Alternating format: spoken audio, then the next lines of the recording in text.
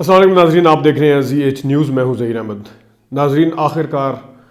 P D M کا جو protest تھا وہ بھی ہو گیا آج، اور جس میں بلاول بھٹو صاحب تو تشریف نہیں لے کر آئے، اور ہر طرف یہی تھا۔ اس کی ہم وجہ بتائیں گے آپ کو، وہ کیوں تشریف نہیں لائے۔ اور دوسری جو سب سے بڑی نیوز ہے یا خبر ہے وہ یہ ہے کہ جو صحافی، جو حکومت مخالف یا وزیر اعظم مخالف صحافی ہیں، جو آج تک یہ کہتے آئے ہیں کہ بس اگلے 4 مہینے کے بعد پتہ چل جائے گا کہ معاملات کس طرف جا رہے ہیں، اس حکومت نے کنٹینیو کرنا ہے یا نہیں کرنا، خواہ وہ فیڈرل حکومت ہو یا بزدار کی حکومت ہو۔ وہ پچھلے 2.5 سال سے یہی کہتے آ رہے تھے کہ 4 مہینے دیکھ لیں، 4 مہینے کے بعد 2 مہینے اور دیکھ لیں، بجٹ دیکھ لیں، بجٹ سے پہلے دیکھ لیں، بجٹ کے بعد دیکھ لیں، کیونکہ جو پاور کوریڈورز جنہوں نے فیصلے کرنے ہیں وہ کچھ مطمئن نہیں ہیں، وہ بزدار سے بھی مطمئن نہیں ہیں، اور وہ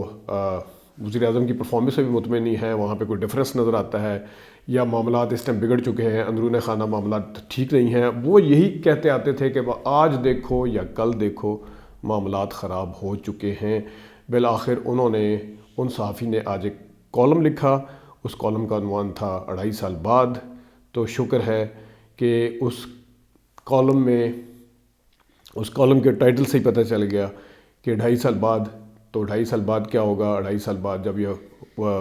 حکومت جو ہے، یا وزیر اعظم کی جو حکومت ہے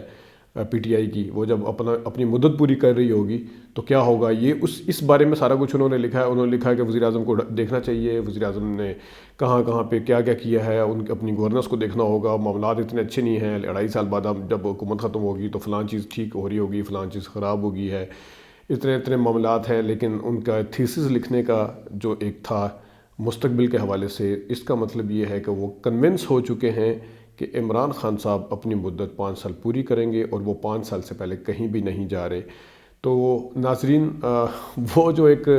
ڈیڈ لائنز تھیں کہ بجٹ سے بعد یہ ہوگا، بجٹ سے پہلے یہ دیکھا جائے گا، یا یہ کریں گے یا وہ کریں گے، اس طرح ہونے والا ہے، معاملات تو بہت خراب ہو چکے ہیں،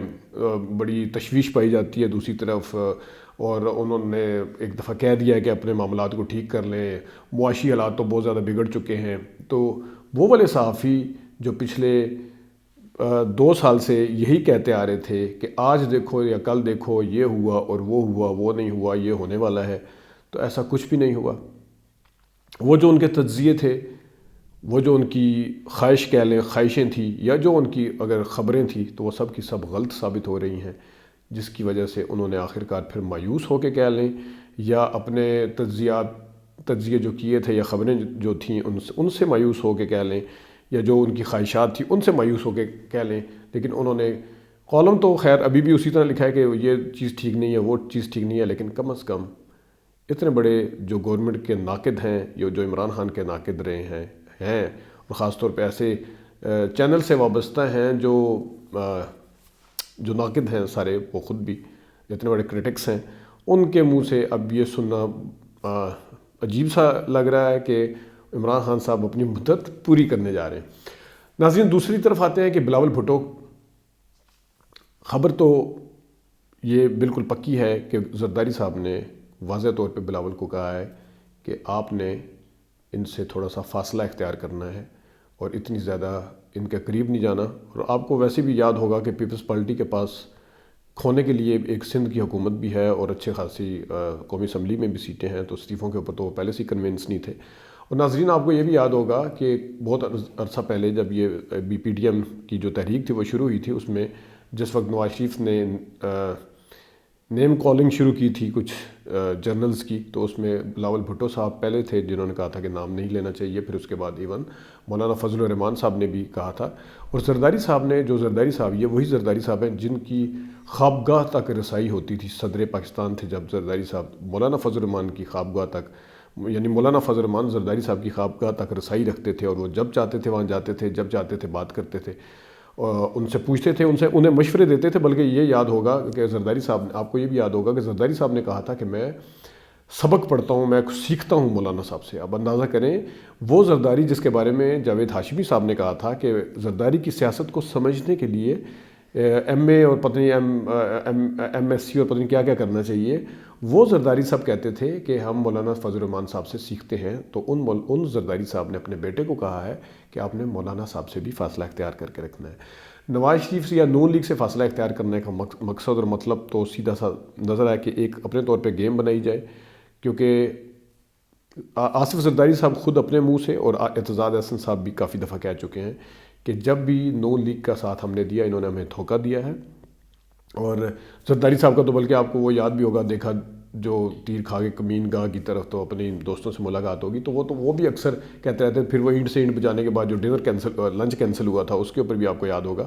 تو انہیں پتہ ہے کہ ہر دفعہ نواز شریف صاحب یا نون لیگ فائدہ اٹھاتی ہے، تو اس دفعہ کیوں نہ ہم فائدہ اٹھائیں اس حوالے سے.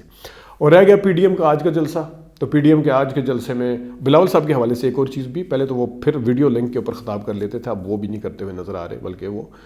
شیخ رشید نے جس طرح آج کہا کہ وہ جٹ جہاز میں بیٹھ کے اس ضمنی الیکشن کو سیلیبریٹ کرنے کے لیے گئے، اس کی فتح کو جس الیکشن کمیشن کے وہ خلاف ہیں یا جس الیکشن کے خلاف ہیں. تو یہ شیخ رشید صاحب کی بات میں وزن تو ہے. رہ گیا جلسہ. ایک چینل تو ایسا تھا اس نے آج اس کا بس نہیں چل رہا تھا کہ ہنسی آ رہی تھی دیکھ کے، ایک فیمیل رپورٹر کھڑی کی ہوئی تھی، چاروں طرف ٹریفک چل رہی تھی اور انہوں نے کہا کہ ٹریفک جام ہو چکی ہے. دیکھیں تو کسی چوک میں اگر ٹریفک کو تھوڑی دیر کے لیے اشارہ بند کر دیا جائے، ادھر ہمارے ہاں بھی 2-3 چوک ایسے ہیں جہاں پہ اشارہ بند کر دیا جائے، تو میرے خیال میں 1 یا 2 منٹ میں 3 یا 4 منٹ میں اچھی خاصی لائن لگ جاتی ہے. تو وہ اتنی لائنیں بھی نہیں تھی جس وقت یہ وہاں پہ انہوں نے انقلاب برپا کرنے کی یا انقلاب دکھانے کی کوشش کی جا رہی تھی اور بڑے طریقے سے دکھانے کی کوشش کی جا رہی تھی. ٹریفک رواں دواں تھی اپنی اپنی جگہ پہ. اگر تھوڑا بہت کسی جگہ پہ کوئی رش نظر آیا، جیسا میں نے پہلے کہا اشاروں پہ رش آتا ہے. میں خود جب پنڈی سے اسلام آباد کی طرف گیا تو کیونکہ جب 4 اسلام آباد کو جانے والے راستے کھلے ہوں، اس میں سے 2 بند کیے جائیں، 2 اگر بند کیے جائیں تو ٹریفک جو باقی 2 بچیں گے اس کے اوپر تو ٹریفک کا فلو آئے گا، لازمی آئے گا. تو اس طرح کا کوئی سلسلہ نہیں تھا کہ کوئی یہ تحریر اسکوائر بننے جا رہا تھا یا کچھ اس طرح کا چکر تھا. تو وہ چینل تو خیر اس کو تحریر اسکوائر بنانے کے چکر میں تھے، لیکن اس طرح کی کوئی چیز نظر نہیں آئی. اور یہ میں بڑے وثوق کے ساتھ کہہ رہا ہوں کہ اس طرح کا کوئی بڑا دھماکہ نہیں ہوا ہے. اور آپ دیکھ بھی سکتے ہیں کہ جو مایوسی تھی وہ بالکل چہروں سے عیاں ہو رہی تھی اور واضح نظر آ رہی تھی. ناظرین، اس کے علاوہ بھی آپ کو آنے والے دنوں میں انشاءاللہ کچھ خبریں دیں گے. آج کے لیے اتنا ہی، اجازت دیجیے، اللہ حافظ.